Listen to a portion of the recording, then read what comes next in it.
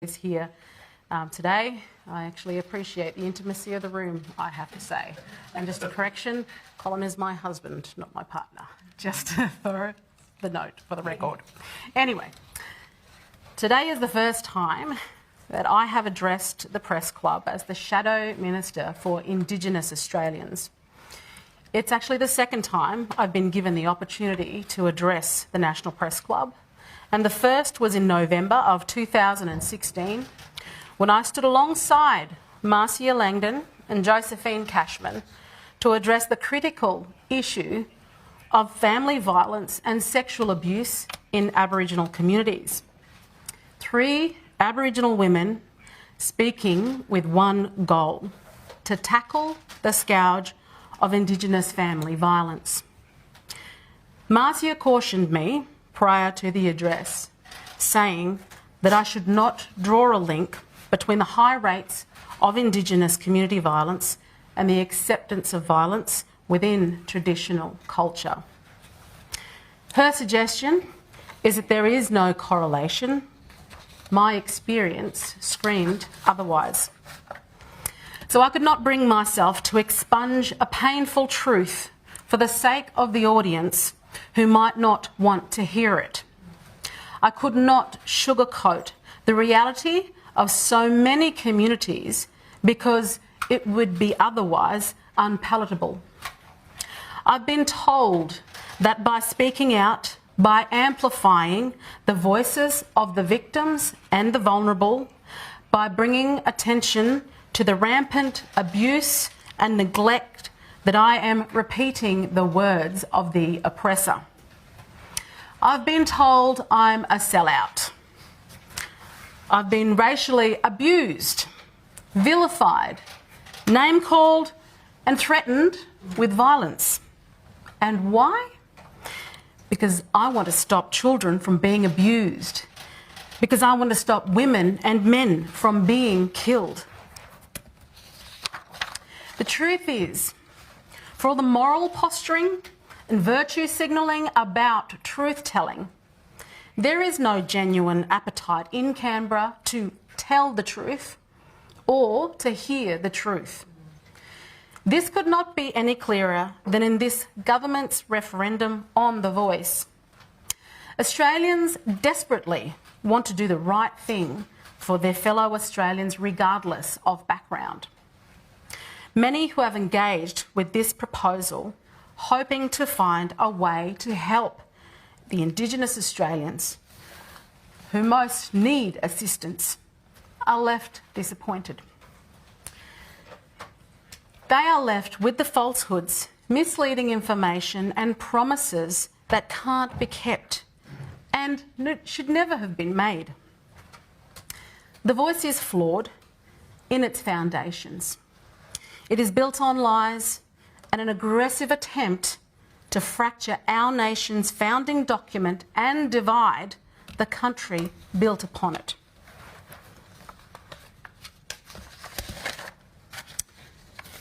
That division has now seen the No campaign branded as being base racism and sheer stupidity, when in fact what would be racist is segmenting our nation into us and them. And you have to say, it would also be stupidity to divide a nation when it has been growing ever more cohesive. To split it along fractures of race rather than try to bring it closer together. Our most marginalised deserve better than this. They deserve the truth. The unvarnished, untainted, and yes, maybe unpalatable to some people, truth. The first lie that underpins the voice is that Indigenous Australians do not have a voice. We've been told by the Indigenous Minister for Indigenous Australians that Indigenous people do not get a say on policies or the decisions being made on our behalf. I am one of 11 Indigenous voices currently in Parliament, and I will not accept the lie The rationalisation of many Indigenous voices of the Yes campaign who suggest our democratically elected voices are redundant because we belong to political parties. The patronising suggestion that we cannot focus our efforts on improving the lives of marginalised Aboriginal and Torres Strait Australians because we are simultaneously responsible for constituents of all backgrounds is unambiguously wrong and should be rejected resolutely. It is a suggestion that is offensive not only to me, but my coalition colleague, Senator Karen Little, but to all representatives that are of Indigenous heritage in federal parliament. It has been argued by the advocates of the voice that such a concept has never been undertaken before. I would argue that establishing a taxpayer-funded bureaucracy comprised of Indigenous-only representation and tasked with simply providing advice is absolutely something that has been undertaken before. The failed Aboriginal and Torres Strait Islander Commission, or ATSIC, was established to provide formal involvement for Aboriginal and Torres Strait Islander people in government processes. ATSIC consisted of elected representatives that oversaw the delivery of programs, distribution of grants, loans for small enterprise and larger loans. The National Congress of Australia's First Peoples, which went into administration, was designed to be a representative voice for Aboriginal and Torres Strait Islander people. Although some of its former directors and chairs now advocate for a voice in wake of its failure, Noel Pearson once criticised it as a blackfellas wailing wall. The only difference between the voice and organisations like these is that we are being asked by a few elites to enshrine it within our constitution without even knowing its functions or powers. Unlike the others, if the voice fails, we cannot simply dismantle it. And make no mistake, it is only an elite few who are asking. The claim that this is an invitation from Indigenous people to the rest of Australia is the second lie the voice is built upon. To say this has come from First Nations people plays into backwards, neo-colonial, racial stereotyping, suggesting that all Aboriginal people think the same, feel the same, and want for the same things. Indigenous Australians have a long history of engaging in and contributing to our communities, our country, and our democratic process. And we have done it in different areas, in different fields, with different approaches and different skills. Despite racial stereotyping that suggests Aboriginal Australians are one homogenous group, we are not. We have participated in public debate throughout our nation's history, and we have often disagreed on many political positions. The incredible contributions many Aboriginal and Torres Strait Islander Australians have made to our nation, contributing to it, not trying to tear it apart, is one of the greatest strengths and sources of pride for our country. One of those great Australians was David Unipon, Australia's Da Vinci, who patented 10 inventions between 1909 and 1944. Another was Senator Neville Bonner, who did not believe in dividing our country, but believed in the power of the individual and self-agency leading to opportunity for contribution. It was Bonner's voice that prepared the way for more Aboriginal voices to our parliament. It was his vision to see more Aboriginal Australians elected to federal parliament, and that vision has been realised. Bonner's great niece, and former Queensland Senator Joanna Lindgren recently said at a No event in Queensland that her great-uncle would never have supported an amendment to our Constitution that divided Australians along the lines of race through a voice. Ernie Bridge, Albert Namatjira, Eddie Mabo, Vincent Lingiari, MK Turner. The list goes on and includes 19 federal parliamentarians of Indigenous heritage, democratically elected voices who have represented all Australians since Bonner's entrance in 1971. It includes 49 state and territory parliamentarians of Indigenous heritage, 24 of whom have come from my home, the Northern Territory, who followed in the footsteps of Jacinta, a fellow Country Liberal Party member elected in 1974. I wish I could spend this entire speech just listing inspiring Aboriginal Australians and their contributions to policy, government, our Australian way of life, and so many important issues. But I have to address the third lie that underpins the divisive voice. That is that it is simply just an advisory body. Nowhere in the question that will be put to Australians or in the proposed chapter on which we are voting do the words advice, advise, or advisory appear. If the Prime Minister truly intended for this body to be a simple advisory body, as he, his government, and the advocates of the voice repeatedly tell us, then it would have been stipulated in the proposed chapter. Instead, proposed Chapter 9, Section 129, Part 1 determines there shall be a body called the Voice, and Part 2 specifies that it shall have the power to make representations to the Parliament and executive government on matters relating to Aboriginal and Torres Strait Islander peoples. You see, words matter. Words proposed for amendment within our nation's constitution matter a lot. And they matter to every single Australian. As Chris Merritt, legal affairs expert and Vice President of the Rule of Law Institute Australia, explained recently during a Voice forum, the difference is significant.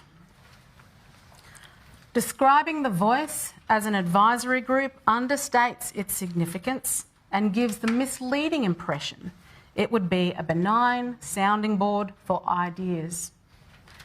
That the Voice will produce representations, not advice, suggests its role would be more like a lobby group that acts only in the interests of its clients, not the interests of the government, the Parliament, or even the nation. It is the Prime Minister who has many times trotted out talking points that he wants us to focus on the question and only the question. But at the same time, the role he insists the Voice will have is not in the question. This point is critical, and it leads to the fourth lie that the Voice is built on. No matter what the government, the advocates and the activists say about what the Voice will or won't do, the fact is they don't know. They don't know who will be on the Voice. They don't know what it'll choose to make representations on. They don't know how a High Court will interpret the proposed new chapter. For all their promises, the third and final part of the proposed chapter specifies that though the Parliament shall have the power to make laws, it will be subject to the Constitution, which means it'll be subject to High Court interpretation. And the amendment is such that the power to make representations comes before whatever laws the Parliament might pass. Assertions that the Voice will only care about health and education or anything else that has been claimed are misleading conjecture. They don't know. The government have repeatedly promised equal representation, gender balance and youth representation. But these are not promises the government can make. The reality is that they don't know what form the Voice may make in the future. They don't know.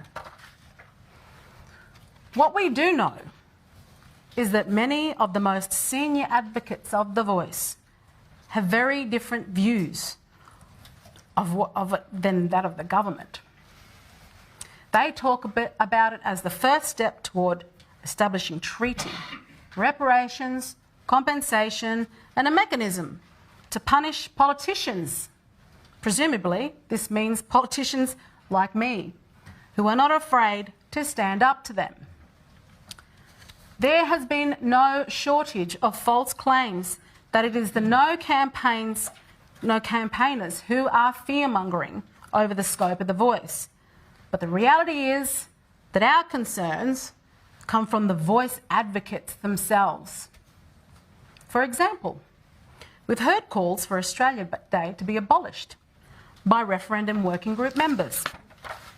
Teela Reid directly rebuked Minister Burney's comment that the Voice won't make reparations on Australia Day, representations on Australia Day, when she said it might be the Australian government's preference to keep things like Australia Day, but trying to limit the scope of what the people can advocate for to change is just stupid. In front of friendly audiences where they aren't trying to pull the wool over the eyes of ordinary Australians, the people who are in the room with Anthony Albanese designing this make clear what they expect the Voice to be. Militant unionist and key working group member Thomas Mayo told the Search Foundation's Snapshots of Communists in Australian History event on The Voice in March of 2021, "We understand as unionists that you don't make an agreement with the boss without building power first, without building representative structures any more than a Communist Party or any other political party can function without structure and elected representation. Australians, including Aboriginal Australians, have every right to be concerned that such radical demands are being made by advocates of the Voice." So let's be very clear. The widespread community support of recognition of Indigenous Australians in the Constitution bears no relation to what the architects of the Voice have put forward. This very obvious point was made by Amanda Vanstone in the appendix of the 2017 Uluru Council final report. I encourage you to go and read it. She pointed out that the Voice proposal created a dissonance between what the public believed recognition meant and what has been proposed. She observed it could be very divisive and damaging to pursue this without properly working through that dissonance. Well, here we are, divided by a proposal that its own advocates are very clear is about being separate, not united. The designers of the Voice continue to push the idea that we are different to everyone else despite also being Australian. A massive disservice is done to the Australian people and indeed has contributed to the division created by this debate, when government talking points are being laundered as facts, despite there being clear agendas stated by the designers of the Voice, and despite the government assurances being often flagrantly contradictory and incoherent.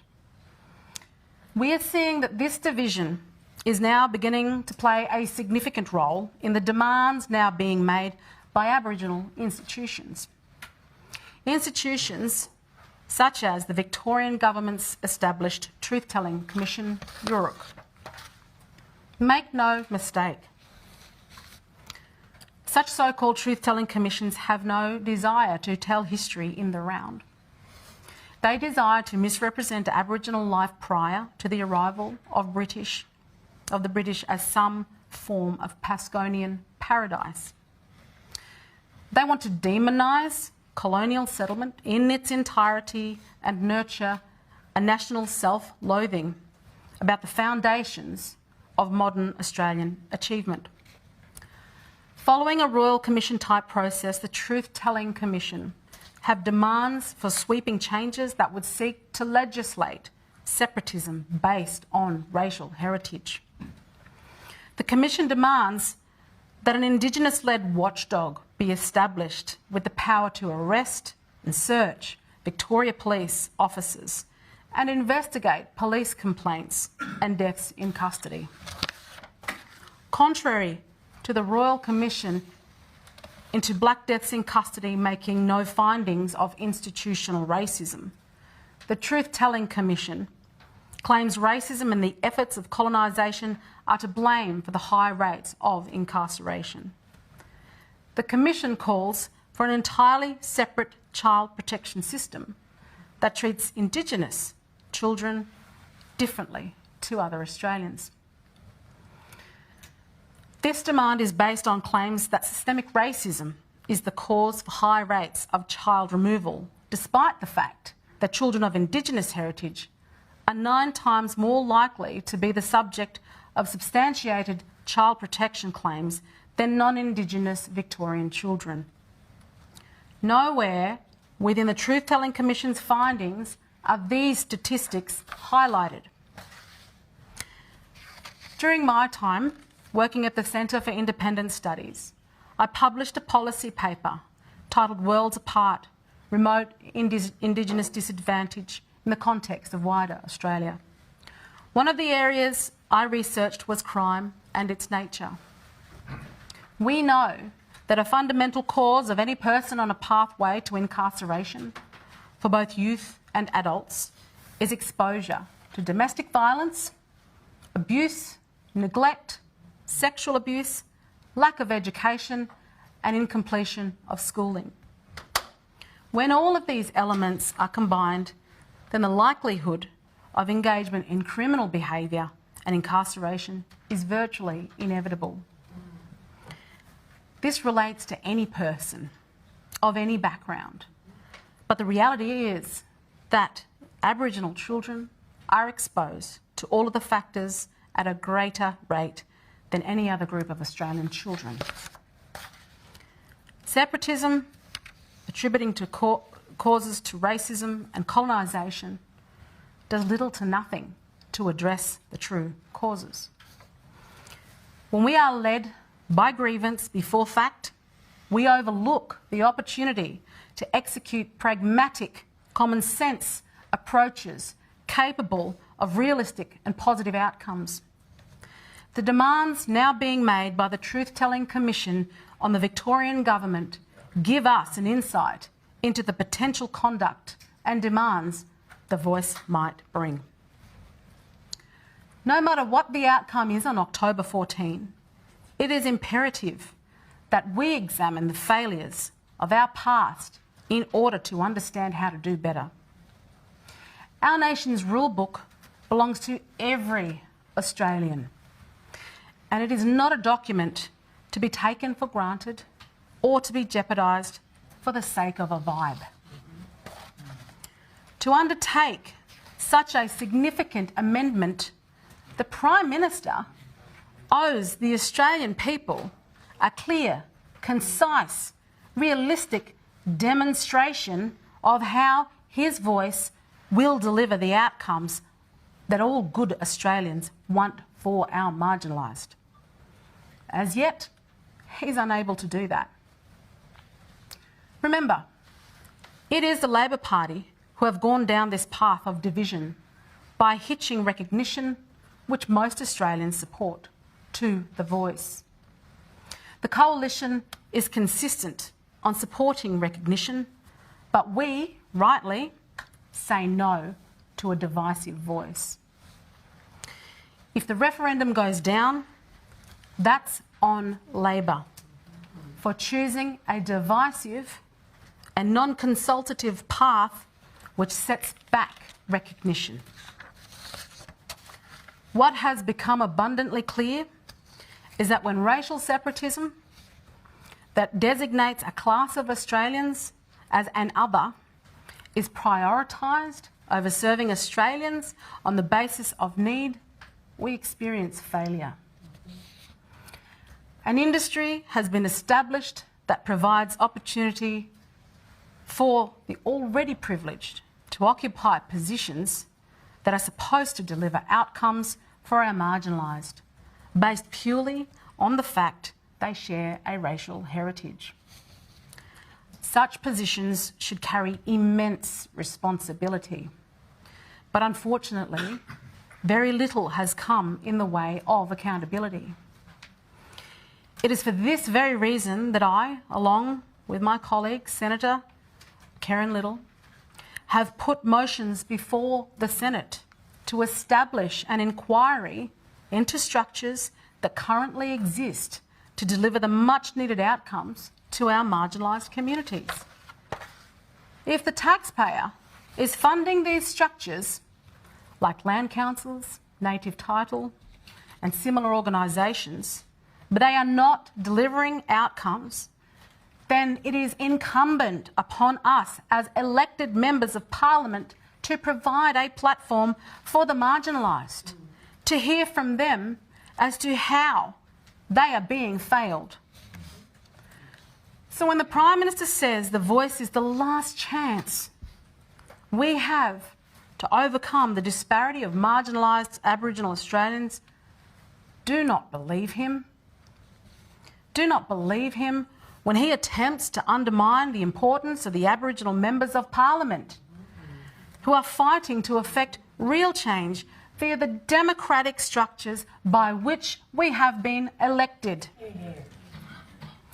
Remember, the Prime Minister himself has cited examples where local communities have had input on policies that have worked. This is already happening, and our support for regional and rural consultation is about amplifying that success rather than doubling down on previous failures. We don't need a voice to Canberra. We need accountability. It is incumbent upon us as members of Parliament to determine what actions are required in order to fix the current structures and apply greater accountability. It is not for us to initiate a mechanism for a transfer of constitutional power to an entity controlled by a handful of individuals, then relegating an entire group of Australians based on racial heritage to this entity.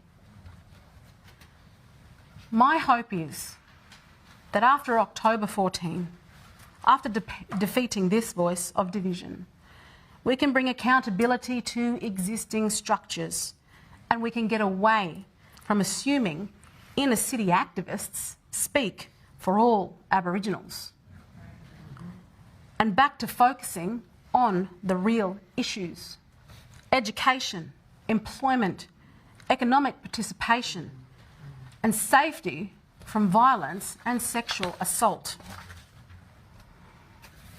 2 years ago, I filmed a documentary to give a voice to the voiceless and the vulnerable, to the women, children and men who have suffered in silence, to those who have survived horrific violence at the hands of those closest to them, those who have been murdered by those closest to them, and those alleged to have been murdered by those whose deaths have never been properly investigated or brought any justice. It highlighted the people who have not previously been heard because the cause of their pain has not been colonisation or racism. The cause of their pain has been much closer to home. These are the voices that will not be represented within the new Canberra Voice. The Canberra Voice would not have a purpose if the lives of the most marginalised were dramatically improved. The Aboriginal industry would come to a screaming halt if the gap between our most marginalised and everyone else, including privileged Aboriginal people, disappeared. We need to be listening to people like Sharon Long, the cousin of a young Indigenous girl who died hours after being sexually assaulted in a remote community, and her beautiful nieces and sisters that she cares for that are all here today. Recently, they made their way to Canberra to be heard, while Minister Burney, Prime Minister Albanese, and in fact the entire Labor government, Teals and Senator David Pocock, have been happily travelling the country to do events with leading activist Yes campaigners. They couldn't find the time for them. They listened to the Qantas-sponsored leaders of the activist industry, but not to an ordinary Aboriginal woman actually on the ground, living the disadvantage they claim they care about. Sharon not only takes care of her siblings and nieces, but has recently brought her elderly grandmother from Bulla in the Northern Territory to her home in North Queensland, because her house in community was made unlivable when a male family member tried to set fire to his girlfriend in the room next to her nana's bedroom. Despite Sharon's calls to the Northern Land Council and other organisations to intervene and provide support for her grandmother, her cries have fallen on deaf ears. It is why Sharon has little faith in the multi-million-dollar organisations responsible for representing the needs of the vulnerable. Why would a voice be any better? Especially when its advocates hold nothing but contempt for those of us who question it and who challenge its intentions. The Voice will become yet another battleground for many Aboriginal voices to disagree, fall out and create division. The division must be rejected and certainly must not be enshrined within our Constitution. I want to thank my husband Colin for his support, for standing with me against division. I want to thank my parents for their support who are here today. Thank you to the Aboriginal women who have travelled here today, and thank you to everyone around the country who has joined us in this fight against those who want to divide our nation. On October 14, we must say no to the voice of division. Thank you.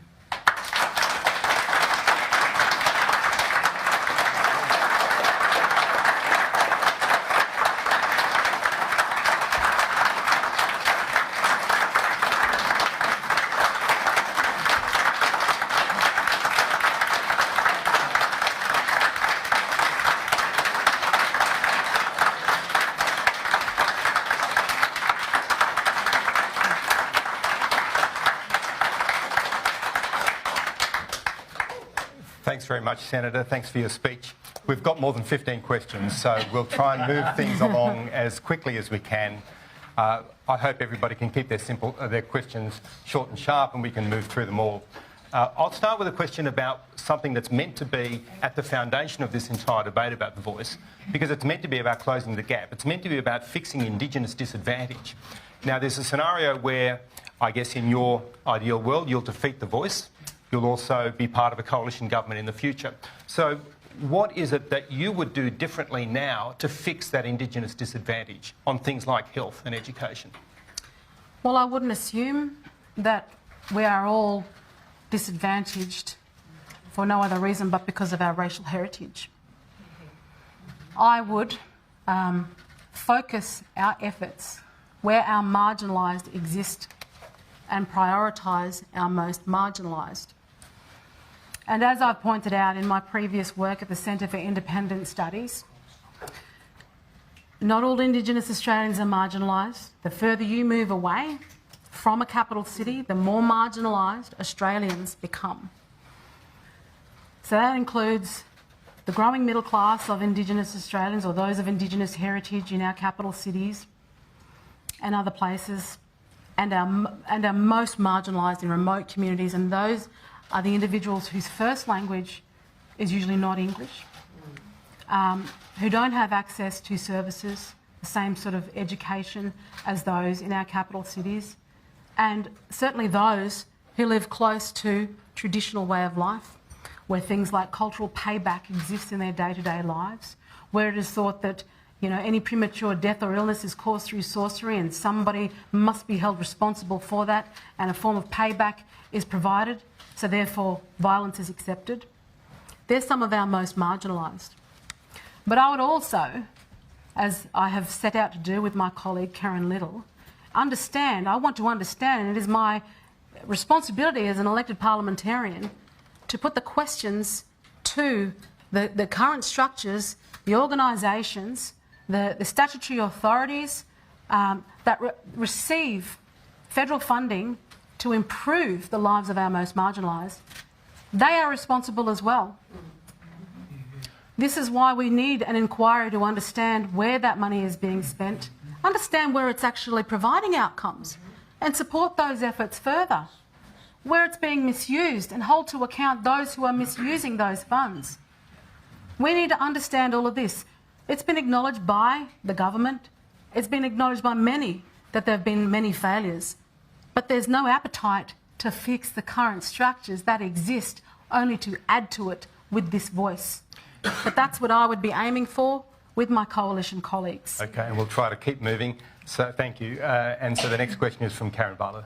Karen Barlow from the Canberra Times. Senator, thank you very much for being here. I'm seeking clarity, and I refer back to your first speech where you said that you'd had more than your fill of being symbolically recognised. Do you support as a principle constitutional recognition of Indigenous people? Whether it's a second referendum or not, on the principle, do you support constitutional recognition? I've certainly stated it publicly and quite often that I support recognition of Indigenous Australians. I just simply can't support this proposal where this unknown voice entity is attached to recognition. And I support the idea of using common sense approaches toward improving the lives of our most marginalised. Next question is from David Spears. Thank you, Senator. And just further to that question and comment, we've heard Peter Dutton pledge to have a second referendum should this one fail. We've heard your leader, David Littleproud, say he pledges his leadership to restart the process on constitutional recognition. As you said in today's speech, words matter. What sort of recognition would be acceptable to you, would avoid the separation in the Constitution that you're clearly concerned about? Thank you for that, David. And what I think hasn't happened throughout this current process is the Labor government haven't held constitutional conventions to understand from the Australian people what recognition might look like that would provide a majority of Australian support toward recognition. And so it is our understanding as the coalition we've had a long held commitment to recognition, but we would want to absolutely follow the appropriate processes to ensure that those conversations have taken place right across our country involving everybody. That's what needs to be done and hasn't happened. Our next question is John Paul Janke. John Paul Janke from The Point on NITV and SBS. Senator, thank you for your speech today. Senator, our invitation to you to come on the point is still open, and we'd love to have you on the show in our last remaining shows up until October 14. As we heard, the Leader of the Opposition, Peter Dutton, has suggested a second referendum should this one fail, and if he's elected as PM in 2025. And as you mentioned, proposing symbolic recognition. In your speech, you said the Constitution belongs to all Australians. So if such a referendum was held, would you see it as an opportunity to also remove the references of race in our Constitution, namely Section 51(26), which allows the Commonwealth Parliament, as you know, to make laws in respect to the people of any race for whom it deems necessary? Thank you for your question. Again, that would come down to what the conversations that need to take place amongst the Australian people, Indigenous, non-Indigenous, constitutional conventions that need to take place to understand what direction, whether it would be about removing that particular chapter also.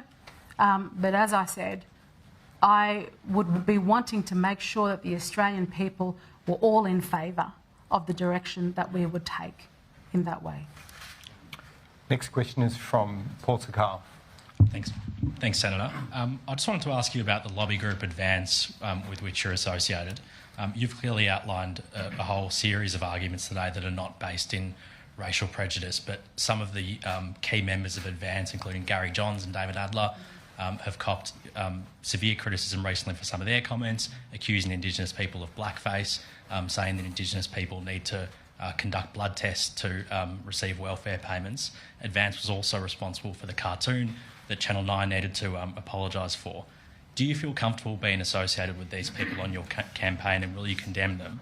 And separately, some of your Nationals colleagues believe that you could one day lead the party. I know there's an issue in the chamber you're in, but would you be open to it?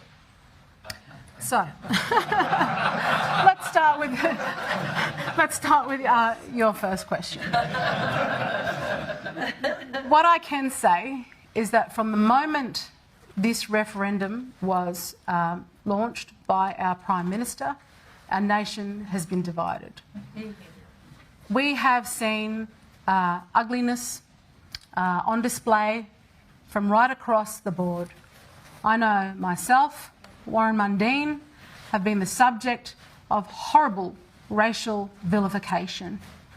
Right up until my phone number, my personal phone number, was shared on Twitter yesterday, and I was absolutely bombarded with the most revolting messages, voicemail messages that you could think of.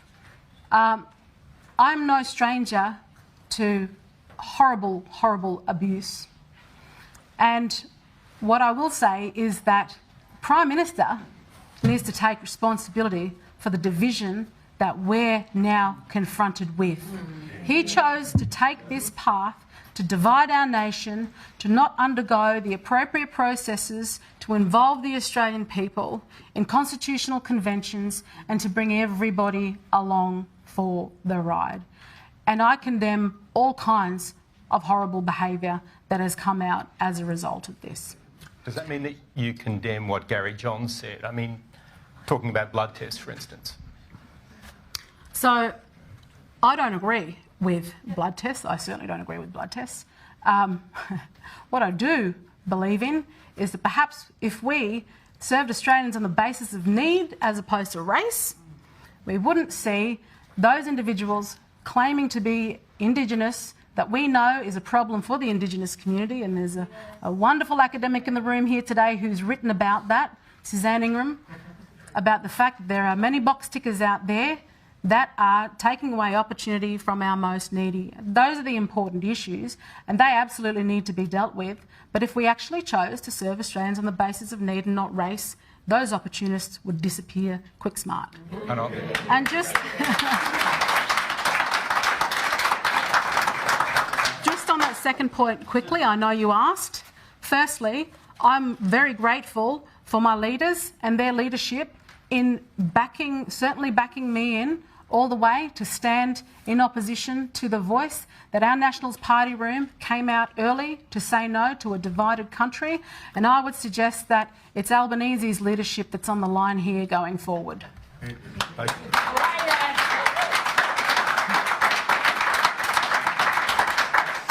a very diplomatic answer with the Nationals leader David Littleproud and the Deputy Leader Bridget McKenzie in the room. Our next question is from Rhiannon Down. Rhiannon Down from The Australian. Thank you for your speech. You've said a no vote at the referendum will mean governments will take greater accountability on outcomes for Indigenous people. But how do you create this accountability under the existing structures? How is this different to what is being tried now? And can I confirm, do you support a second referendum? Will you campaign for it as the Indigenous spokeswoman? Thank you. So, to your first question, we have all the mechanisms in place to apply accountability. Prime Minister Albanese is not applying those mechanisms. It's why myself and Senator Karen Little have asked the Senate to support our motion to hold an inquiry into land councils, statutory authorities, native title, Aboriginal organisations who are funded to represent the views of Aboriginal Australians. I want to acknowledge Lavinas, who's in the audience, who was quite upset at the beginning of this press club. I know why she's upset, because she has fought all her life to be heard by representatives of these organisations and has been ignored and disrespected as a traditional owner in her own right. That is what myself and my colleague Karen Little want. We want to apply accountability to these organisations who are responsible for the lives of our most marginalised, and we have all the mechanisms to do that within our democratically elected structure that currently exists. And it is an absolute lie to suggest that we can't use what we have already to do that. Next question is from Tom McElroy. And on your referendum question, you know, obviously, again, it comes down to the processes that we'd need to follow in the first place. If Australians are happy to do that, and that is what we find within the processes, then that is what I would support. Do you think that second referendum could be done in the first term of a coalition government? I can't answer that question at this stage, and I'm far more concerned with knocking over this referendum before anything else. Next question is from Tom McElroy. Thanks for taking our question, Senator. Tom McElroy from the Financial Review. You said that the voice risks undermining the authority of MPs and Parliament, including the many Indigenous MPs who are present and who you listed. Wouldn't local and regional voices present the same phantom risk to state parliaments, to local governments where you've served, to the national parliament? What's the rationale for local and regional voices if a national voice undermines the fundamental right of parliament? Well, we're talking about constitutionally enshrining an unknown entity at this stage that we know that activists have suggested would be weaponised to punish parliamentarians such as myself. So that is that objective is there for those that want to occupy positions of power on this voice. Now, what we want to do as a coalition is amplify people in regional and remote communities. You know what, I probably wouldn't even use the word voice, but that's what we would seek to do. It's what I've been actively doing. It's why I've got unknown members of our community in the room with me today who have been trying to be heard by those in power who are not being heard. And I would suggest that we in fact need ears in Canberra, not a voice, and we need to be listening to the regions. That's what we need to be doing, because that's where the most marginalised exist. The next question is from Anna Henderson. Thank you, Senator. You have criticised the voice because of the division you say it would create and the idea of preferential treatment for one group. At the same time, you've accepted the Shadow Indigenous Australians portfolio. So what is your key policy for Indigenous Australians? And should the portfolio and the Shadow portfolio exist? That's a really good question, because I think I've said publicly that ultimately, and the voice is a contradictory in itself, because it's supposed to be about closing the gap, but if you constitutionally enshrine it, that's suggesting the gap will exist in perpetuity, and that is not what we want. The same can be said for the portfolio that I hold. I would hope to see that one day in our country we wouldn't require such a portfolio, because if we don't have that portfolio, it means that everybody is taking advantage of the same opportunities that our country has to offer. So why should it exist now under that thinking if you don't want to see a separation between the two? Why should it exist now? Because, well, it does exist. It already exists. It's what I've been given the responsibility to be part of.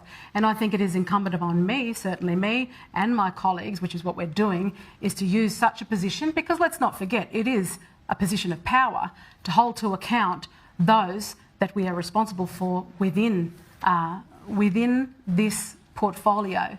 So there are over 3,000 Aboriginal organisations, and many of whom the responsibility of this portfolio go under. So therefore, if you are responsible for such a portfolio, you should be holding to account those under you that are supposed to be delivering the outcomes, because government might hold the purse strings, but it's everybody's responsibility going forward. And that's the accountability that I don't believe has been applied effectively enough previously. Our next question is from Olivia Casey. Olivia Casey from Sky News. Thank you very much for your speech. Last week, an alliance of child protection agencies called for the establishment of a national independent commissioner for the protection of Aboriginal and Torres Strait Islander children. They say that such a role is necessary to address critically high levels of disadvantage. It's something the government is considering. Do you agree that such a role could make a difference? Well, I have concern with that, because once again it's asking for separatism. When Peter Dutton came to Alice Springs and spoke to members of my community, very concerned foster parents of our Aboriginal children, spoke to children themselves who are in those positions, he came to the conclusion that we needed a royal commission into the sexual abuse of Aboriginal children. The leading national body, SNAPE, that is the advocacy group for Aboriginal children, downplayed the claims of high rates of sexual abuse of Aboriginal children. What concerns me about calling for a commissioner like this is that we are setting up yet another expensive position. Who will occupy this position? Will it be another ideologue, or will it be somebody who is actually prepared to look at the reality of the circumstances that Indigenous children are currently faced with? Because a lot of Indigenous policy, its starting point comes from ideology as opposed to fact and reality and what's going on the ground. So I'd be hesitant until we held a royal commission into the sexual abuse of Aboriginal children as to whether we should establish such position going forward.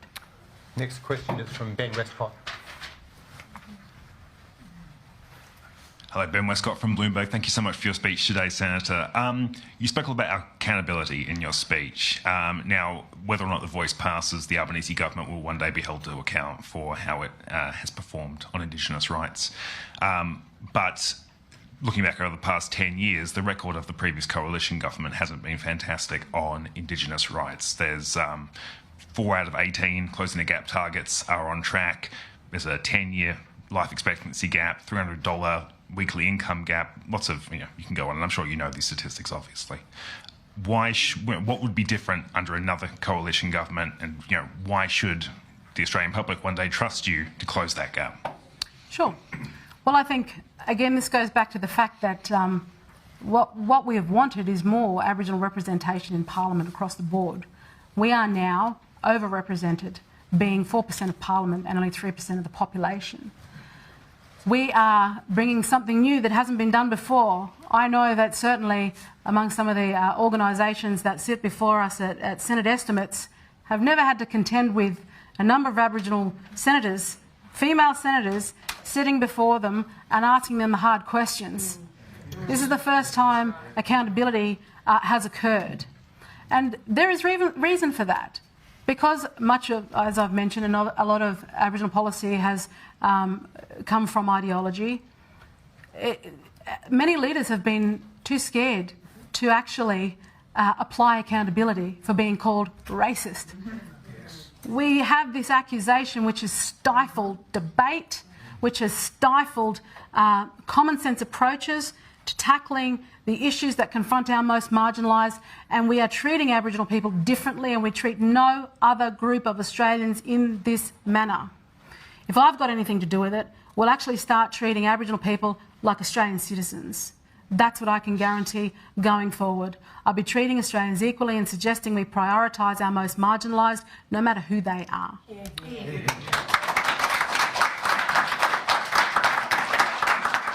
And the next question is from Katina Curtis. Thanks, Senator. Katina Curtis from the West Australian. Just picking up what you said just before, we are now overrepresented in Parliament, and the comments in your speech about, that your voices are being heard. Do you see it as part of your job as a Senator for the Northern Territory to consult with and represent the views of people from Western New South Wales or Northern Queensland? Well, I think as my role as the Shadow Minister for Indigenous Australians, certainly it is my responsibility to ensure that I am hearing the views of many around the country. And I mean, I am a federal representative, and so I obviously am accountable to all Australians as well. And the next question is from Josh Butler. Senator Josh Butler from The Guardian, thank you for your speech. In your speech, you claimed some Indigenous organisations, quote, want to demonise colonial settlement. Could I ask you, please, do you believe the history of colonisation continues to have an impact on some Indigenous Australians? No. I'll be honest with you, no, I don't think so. Positive impact, absolutely. I mean, now we've got running water, we've got readily available food. I mean, everything that my grandfather had when he was growing up, because he first saw whitefellas in his early adolescence, we now have.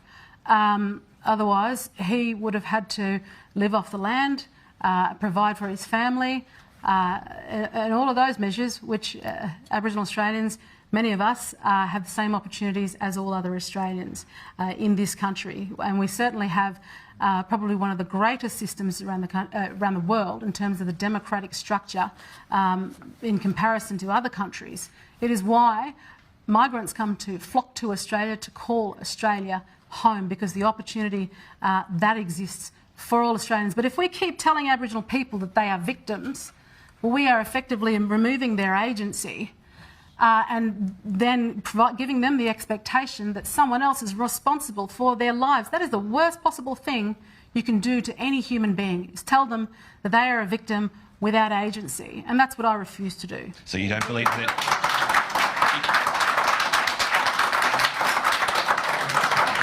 Just as a quick follow-up, you don't believe there's any negative ongoing impacts of colonisation on Indigenous Australians today? Just to confirm. No, there's no ongoing negative impacts of colonisation. What I will say, which I have suggested obviously within my speech, is that particularly for my family in remote communities, again, who live very close to traditional culture, who experience the highest rates of violence in the country, family violence, interpersonal violence, they experience that not because of the effects of colonisation, but because it's expected that young girls are married off to older husbands in arranged marriages. Women, we haven't had a feminist movement for Aboriginal women because we've been expected to toe the line when it's come to Aboriginal activism for the rights of our race, but the rights as women have been second place. And I have the lived experience, my mother has the lived experience as someone who was subject to traditional custom and expected to become a second wife in an arranged marriage. There are still people living this way in this country, and yet those who have held a narrative because they have had an education and access to media ignore the plight of those in communities, and this can't continue to go on. Thank you.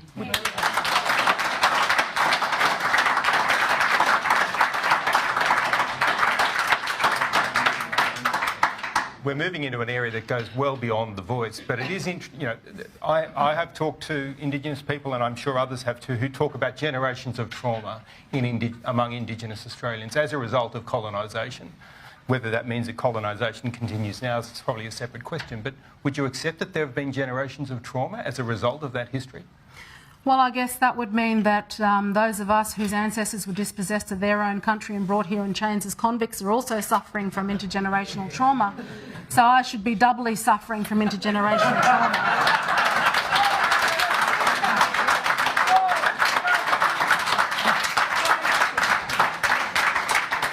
The next question is from Amanda Cobb. Senator. My name's Amanda Kopp. I'm from the Community Radio Network and National Radio News. Just back on the Voice campaign, both the Yes and the No campaigns want to see the lives of Indigenous Australians improved. Obviously, the conclusions about how to do that are vastly different. If the No vote succeeds on referendum day, will the lives of Indigenous Australians be better on the day after the referendum? Well, that's, I guess given that the Prime Minister has ignored our most marginalised, no, because he could be working to fix the situation for many Indigenous Australians at the minute, but he's fully focused on telling Australians to vote yes for this referendum. I'll give an example, of course. There's the Yipparina School in Alice Springs, where our most marginalised children of our community, who are often on the streets late at night, suffer. And they have put forward a proposal to Minister Burney about the need for accommodation for staff and students. If that accommodation was built already, their lives would already be improved. So you could say that by October 14 there'd be some improvement for some people. But when people like that are ignored, you know, there are members in this group here today of Aboriginal women who have been trying to be heard by the Labor government but are being used as political footballs and ignored. But if they were listened to right now, instead of pushing for a voice, if the government grew ears, we might have some kind of improvement. But October 14, when this goes down, I mean, I've been working hard now. I'll continue to work along with my coalition colleagues to make sure that we will bring about the changes that are required and start from a position of reality.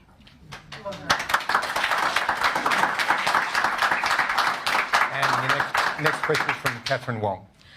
Thanks for your time, Senator. Kat Wong from AAP. So activist Claire G. Coleman has pointed out something kind of strange with the referendum. She's pointed out that the referendum requires obviously a double majority, a national majority and a majority of at least 4 states. But of course your home, the Northern Territory, doesn't count as a state, which means the 80,000 First Nations people living in the Northern Territory, who make up about a third of the state's population and about 10% of all of Australia's Indigenous population, are partially disenfranchised.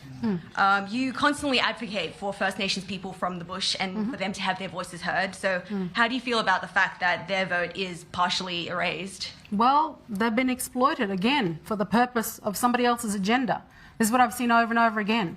It's come from the Uluru Statement from the Heart, which, by the way, the word Uluru, I know from speaking to Arnongo elders, they are unhappy that the landmark and the name has been exploited for the purpose of a PR campaign for a referendum. Their voices aren't being heard. And isn't that just ironic that their voices aren't heard, although the Yes campaign have exploited their landmark for the purposes of this referendum. This is what has continued to occur, as I said, because the powerful who have had an education and access to media have controlled the narrative of Indigenous policy without letting those in remote communities really have a voice. And while they claim that this is about them, it's not about them. There are those proponents of the voice who have had years at the table. These failures are their responsibility also. They now seek for a transfer of power through our Constitution so that they can never be dismantled. But it is incumbent upon every single one of us not to just fly in a group of Yes campaigners to celebrate 6 years since the signing of the Uluru Statement from the Heart and ignore the locals, and where the only locals that are in attendance are just the paid dancers. They need to actually listen to people on the ground, which is certainly what I've been doing, which is certainly what Senator Karen Little, she provided a video for the media of traditional owners, of senior lawmen, Arnongo men, who said the Uluru Statement from the Heart, that canvas is a troublemaker. It's dividing our nation. Those 250 signatories, some of them don't even know what they were signing. They don't represent all of Indigenous Australia, like we wouldn't get a group of white Australians together to determine policy for white Australia and then say that this little group represents all of white Australia. We don't do that to any other racial group in this country. We've got to stop doing it to Aboriginal people. We've moved very well through all the questions, but we've got one final question, which is from Dana Morse. Thanks, Senator. Dana Morse from the ABC. Just a quick one. Do you agree with regional and local voices being legislated as put forward by the opposition leader, Peter Dutton? So at this stage, there are certainly conversations taking place. There are conversations that need to be had within our party rooms, within Shadow Cabinet, to determine what it might look like to amplify and support regional and remote communities, particularly Indigenous people in those communities going forward. And I am absolutely going to be front and centre with those discussions and those determinations going forward. I look forward to that. Thank you very much for your speech. But before I ask the audience to thank you, I want to thank you on behalf of the club for being here. We got through all of those questions, which is no small feat in a crowded agenda.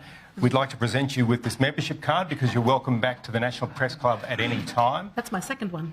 Well, you're doubly welcome back. Thank you. So thank you again. Please join me in thanking Senator Nampijinpa Price.